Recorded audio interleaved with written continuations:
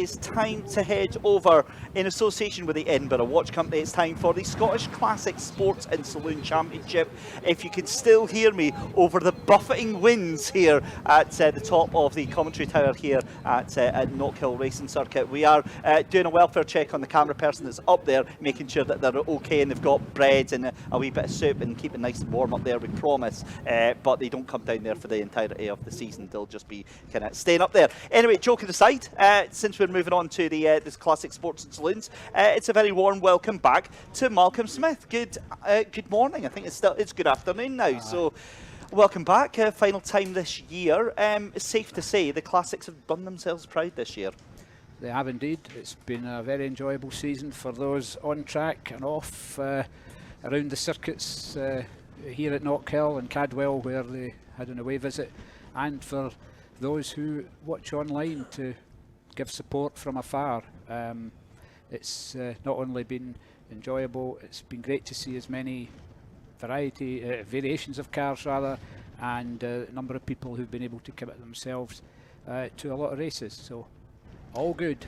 It really, really is, and it's completely changed my perception of classic racing since working with the SMRC. And a couple of years ago, before that, I'd never really seen classic racing. I'd always presumed it was a very gentlemanly affair, very slow and very fastidious. But again, from watching this and from watching things like Goodwoods and the revival meeting and the members club meeting and everything, it's proper stuff. These guys are out there and girls are out there to have fun while showing off these sometimes decades-old machinery.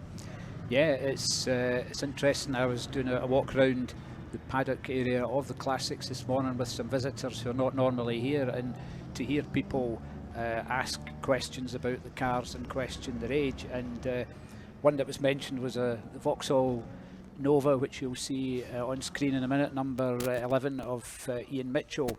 And to think that the visitor's astonished, it's a 40-year-old car, yet to a youngster who was here said, a teenager, oh, that actually looks like something I could drive. So it still has the style to attract the younger, let's say, but to older people, a bit like me, that they're astonished to think this is 40 years old, and it's by no means the oldest. We're back to the early to mid-60s, the Austin A40 of Ian Morton.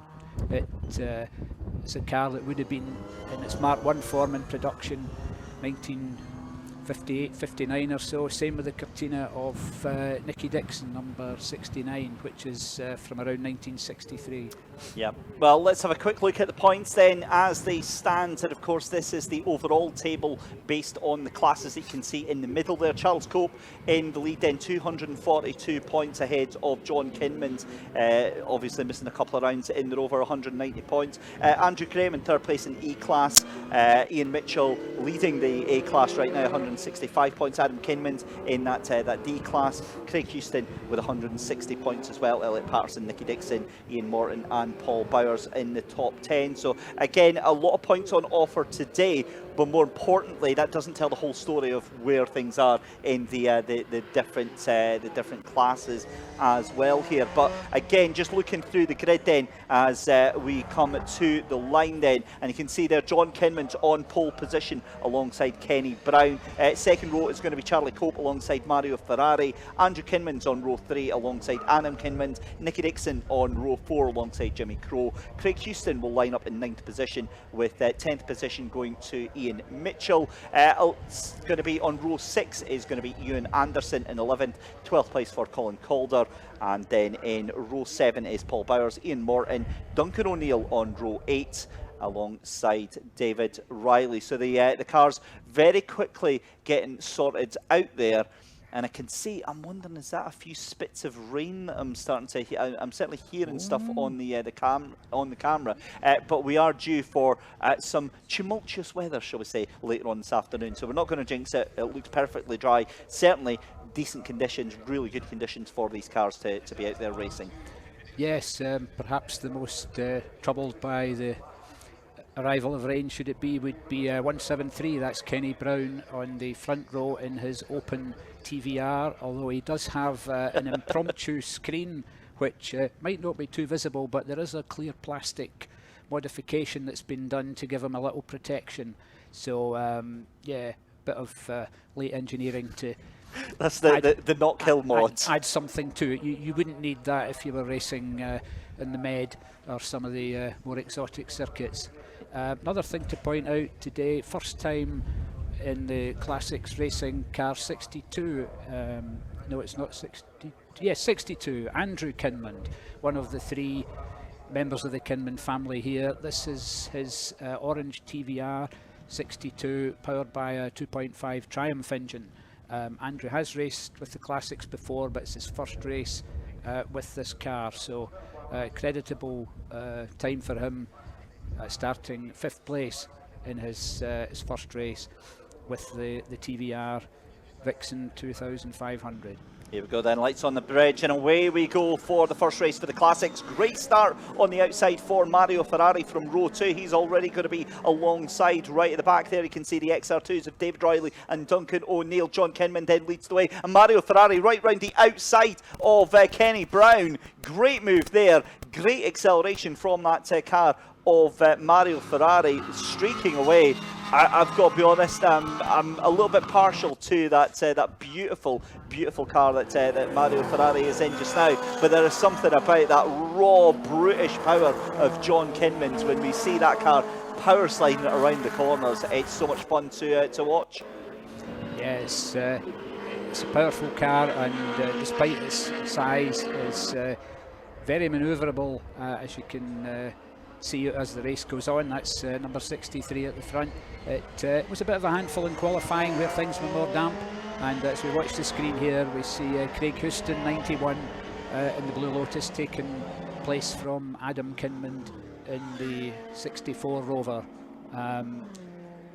This is early stages when things might settle a little, but yeah, the yellow Ferrari number 27 still keeping very close onto the leading rover of John Kinmond, number 63.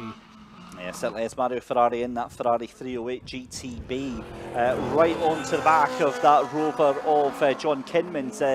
Car coming under threat very, very quickly, although you can see Kenny Brown still holding a candle with that TVR Griffith, and TVRs have been well known within the UK to have they attract a certain sort of driver, because you'd have to be absolutely bonkers to really put yourself behind the wheel of the raw power, the energy and the unpredictability of those TVRs, but my goodness, they make amazing race cars.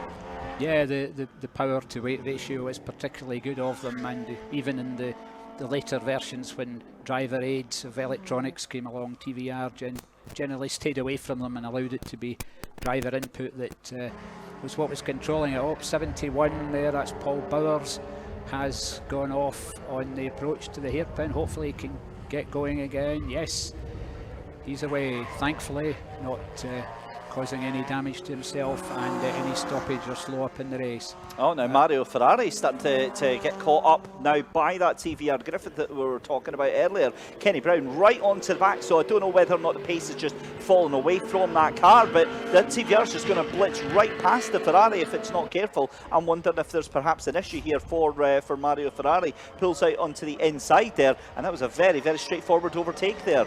Yeah, you may find that in the early stages the tyres of the TVR just took a little longer to come up to temperature and give Kenny Brown the confidence, but there he crosses the line second with Ferrari in the Ferrari third, and championship leader Charlie Cope fourth place there in the white Volkswagen Golf number 4. And as far as we see now, yes, only 2 seconds separating the first two cars, with Ferrari's a couple of seconds back, so maybe just not quite got the pace of the British TVR, as you described. Well, the thing that I don't understand is Ferrari's first couple of laps there was on pace, was about maybe, it was half a second slower than Kinman, but it was faster than Kenny Brown. That last lap there for Mario Ferrari was a 101.416, Kenny Brown doing a 58.837 and John Kinman doing a 58.8, so the pace has definitely dropped off, and I didn't see any moments for Mario Ferrari, so I'm wondering if he's maybe just trying to nurse something on the car, which is not what you want to have in the opening couple of laps of a 10 lap race. And Mario Ferrari's now lost a place to Charlie Cole. Yeah, the mighty and Mario Ferrari, sadly, that's 27 pulling into pit lane there. Something has gone awry that we would be thinking of when we saw the lap times not being as good. So yeah, sadly he's had a very premature end. Yeah, and so we see on screen now Adam Kinman, that's rover number 64, leading Jimmy Crowe in the Mark 1 Escort 21, and such is the pursuit of Crowe that Adam's taken both to the infield on one side, the outfield on the other, but still manages to keep ahead. Meanwhile, 91 Craig Houston catches up on the two of them, so a very entertaining battle. And we just saw coming into camera at the rear was Nicky Dixon, 69 in the Lotus Cortina, but one shot now, it's Kinman 64 followed by Crowe in the Escort, and 91 Houston closing up on the Escort. So excellent action of competition at the front and in here in the midfield. And of course, Andrew Kinman's out there in P4 just now in that TVR Vixen, doing a grand job in that one. 4th position, obviously a different class, so you know, apples to apples and that sort of stuff, but on comparable pace with Charlie Cope. Not a bad showing for the first outing here at Knockhill. Very, very impressed with that. That gap to the lead though now down to 1.5 seconds, because Kenny Brown is starting to take chunks out of Adam Kinman, and if of John Kinman, excuse me, and if you know past running is anything to go by, give it another 3-4 laps and John Kinman's really going to be struggling with these tyres. They heat up incredibly on the Rover, and in fact another fastest lap, 57.9, taking half a second out of that lap. That gap is just 1 second. We're going to have a fight for the lead of this race, I think, in the next two laps, as the 115 struggling to get any sort of traction there, and that is going to be out of the exit of the chicane, if I'm right in saying there. That's Ewan Anderson coming a cropper there in that BMW 2000. So you hate to say it, do you? Yeah, he's doing his best to try and find an area where he could get a straight run back onto the track. Meanwhile, we see on screen the leading Rover of Kinman. That's the Triplex liveried car. He comes up to pass two of the slightly slower cars. That's Ian Morton in the Austin A40, and we see just behind him Duncan O'Neill in the Fiesta, as Ewan manages to get the BMW back on, so thank goodness. Yeah, he's going to be able to get that car recovered, but we have a fight for the lead then. John Kinman's in the lead of the race, fishtailing that Rover down Duff a step. That's certainly one of the more dramatic ways to get going. And there we go, the rear tyres have screamed enough, and now we're seeing the lack of rear traction because the panic sets in, the foot goes to the floor, and suddenly, with none of the mod cons like ABS and traction control, it is just man and machine out there on track just now. And John Kinman's really having to put everything he can to deal with this, but I think this is going to be easy pickings for this TVR right now. Well, we'll wait and see. It certainly looks like he's well placed, let's say, and not having to drive as hard in terms of well, apart from that lurid slide, but yeah, the battle of the V8's heading up the straight. No, still not an achievement yet. It's not clear cut, is it? No, 0.1 of a second behind for Brown, 173 against 63 Kinman in the Rover that you see on screen at the moment. And yeah, John Kinman perhaps hoping that the race, with another 4 or so minutes to go, would pass sooner rather than later to allow him to take first place.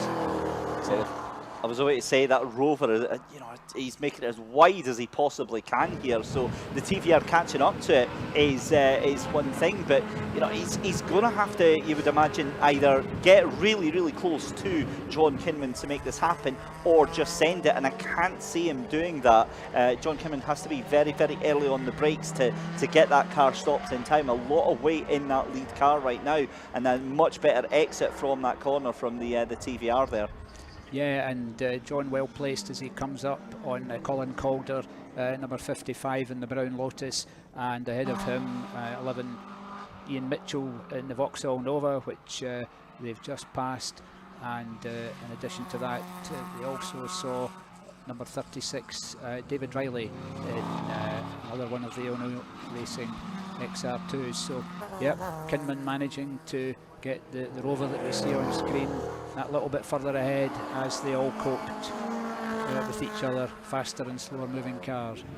Yeah, it's the ebb and flow of lap traffic. Sometimes it gives to you and sometimes it takes away. It's taken away certainly from our second place car right now, as Kenny Brown wasn't able to make any sort of headway through that whatsoever, and that's going to have cost him about 0.6 of a second. But he's late into that corner there, gets the car pushed down, great drive out of it, and that brings the gap right back down to about 3/4 of a second. We've got game on with just 2 laps left to go in this race. Kenny Brown definitely has the bit between his teeth. He wants to take this race win here ahead of John Kinman, and Kinman now, he had a lap or two just to let those tyres cool down, just to let everything relax a little bit here, and I think that he is in a very, very good position with just 2 laps left to go here, Malcolm.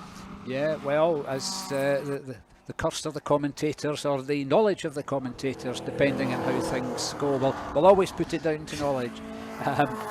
It's maybe the impact of other slower moving cars, I'm thinking, could be something to influence it, but as these two have a bit of space in front of them, that's less inclined to be a factor in how they may end up at the end. But heavy braking to slow the Rover at the last minute there, and I would imagine a heavier of the two cars taking more to brake, but John Kinman still well placed as they go over the start-finish line for the last lap. Yeah, here we go then. They're going to be side by side, and we wait with bated breath. And the last of the late breakers then, John Kinman retakes that lead there. Kenny Brown has to back out of it. That affects his exit out of that corner there, down into McIntyre's, down through into the chicane there. And there we go, pop of the flame out the back of the TVR, and gets it going again. It's all going to come down now to the entry and exit out of Clark Corner and the run towards the final corner here. Here comes John Kinman then in the lead of the race, but there is the TVR as well, about 0.3 of a second behind here. Is it going to be a late braking manoeuvre into it? You've got some lap traffic there. You've got what looks like an Austin in the inside there, but out of the corner then for the final time. It's going to be surely a race win for John Kinman. Absolutely exemplary drive from these two here. That was a credit to the Scottish Classic Sports and Saloons. Second place there for Kenny Brown. Charlie Cope taking third place, and Malcolm, that was everything that you wanted to see in a Classic Sports and Saloons race. Yeah, a difference of less than 0.2 seconds as the cars crossed the line. Excellent driving from both, managing to respect each other's positions in the track. Really, really well done. Cope in the Golf number 4 in third, Andrew Kinman fourth, Adam Kinman in the second of the ST1 Rovers in fifth, and Craig Houston, number 91, coming in sixth place, just ahead of Jimmy Crowe and Nicky Dixon in the Lotus Cortina. Colin Calder, number 55, Lotus at ninth, and Ian Mitchell completing the top 10 with Ian Morton, Duncan O'Neill, Paul Bowers, Ewan Anderson and David Riley. Sadly, the last car on your screen there, Mario Ferrari, failed to complete any more than a handful of laps. Yeah, so there we go, the cars making their way through there, and just over into pit lane. We'll be heading over into pit lane to have a chat with Andy Alston, and if we can just sort of, you know, glaze over the fact that I might have accidentally miscalled Nicky Dixon's Lotus Cortina in the heat of a moment, called it an Austin. We'll just pretend that didn't happen there, Malcolm, because I could feel your eyes radiating on the side of my face there. So it's fine. It's absolutely fine. But nonetheless. Do you know what it was? I was getting mixed up with Ian Morton, because obviously the cars look totally alike, don't they? Yeah, let's glaze over that. But on that note, then, with the fact that all the classes are obviously still to play for at this moment in time, do we think that Mario Ferrari is going to be able to get that car back out for the second race? Well, unknown at this time, but I will inquire between now and race 2 and find out what the status is. I certainly hope that he does, because he puts a lot of effort into his car, and as do all the drivers here, so you'd like to think he has the enjoyment of having another race, having travelled from the northeast to Scotland and put in the effort. Let's hope he's ready to race. I will find out. Yeah, well, let's find out indeed. There is John Kinman pulling into pit lane. John Kinman taking the win, Kenny Brown in second place, Charlie Cope in third. But we'll go over for the class winners. We'll head over into pit lane. Andy Alston is down there waiting with us. And Andy, another eventful race for the Classics. Yes, very much so, Dave. Great drama throughout the field in the Scottish Classic Sports and Saloons. It was this man here, John Kinman, leading the way at the front of the field to take the checkered flag. But yeah, really good racing in the opener there, Dave, I have to say. John came under a little bit of pressure as well from Kenneth Brown in the TVR, who put on a very strong display throughout. But you know, really good action, lots of good cars out there. And we'll just see it's Adam Kinman there who's going to come in as well. But let's have a quick chat with John Kinman first of all. John, many congratulations. Really good scrap there at the front as well. What was that like for you? Yeah, it was good. I think I was lucky. I was lucky to hold on to the lead right till the end there. Car wasn't 100%, but I thought, you know, I didn't realise it would be as hard a fight as it turned out. But the TVR's really fast. He was just, you know, he was there. So he got a bit unlucky with traffic, but that's how it goes.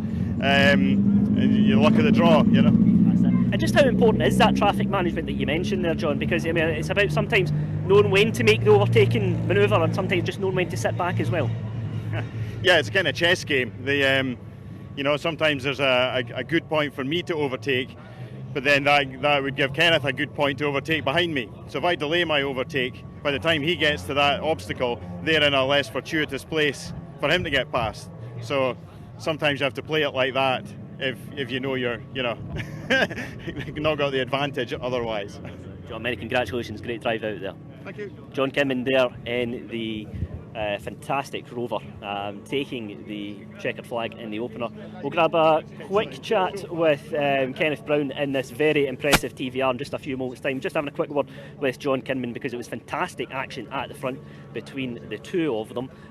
But in the meanwhile, I just want to grab a quick chat with Kenneth Brown. And Kenneth, just speaking there to John and saying that was fantastic action throughout. There's so much speed in this car as well. It's very entertaining to watch. I'm trying very hard to bring it up to the speed of the cars that are there, but I'm trying really hard, and it's hard for an old man. I mean, I haven't raced for 32 years. I've only done a few races, so we are getting there. But John's got some control over that big V8, and I caught the back markers a wee bit wronger. We could maybe have had a wee go earlier, but I was trying. I was absolutely trying as best I could. Tell us a little bit about the car. What kind of work have you been doing to it just to get it race ready? It was a garage project, and we've literally built it. Everything you see has been handmade by us. It's not a checkbook warrior, I'm afraid. So yeah, everything, you have to buy wheels and things, but other than that, it was fantastic, man. I'm buzzing, absolutely buzzing. Yeah, many congratulations, great drive out there. Well done. Fantastic drive there in the 173 car. And yeah, really good entertainment throughout. But yeah, good to see some great action throughout the field here. Just want to grab a very quick chat here, if I may, with this man here, Mr. Kinman Jr. We see you here with this equally impressive Rover, but it's great to see you here in the paddock, and yeah, just talk us through the race. Surprised to be here. I had a really good scrap with Jimmy in the Escort and Craig in his Lotus, swapping positions 2 or 3 times, and Craig was catching me right. It was a drag race to the finish, surprised to beat him, to be honest. Could see him coming and. Luckily, a few back markers helped me out, kind of slowed him down a wee bit. So luckily, I came out on top of those two. Of course, this is you're new to motor racing, new to the championship. Tell us a little about the journey you've gone on this season and the progress that you've made. Well, it's been great. The car's getting better and better constantly. Lucky to finish in the top 10. Now we're here, 6th or something now. So hopefully we'll just keep improving next year. So keep going up, hopefully.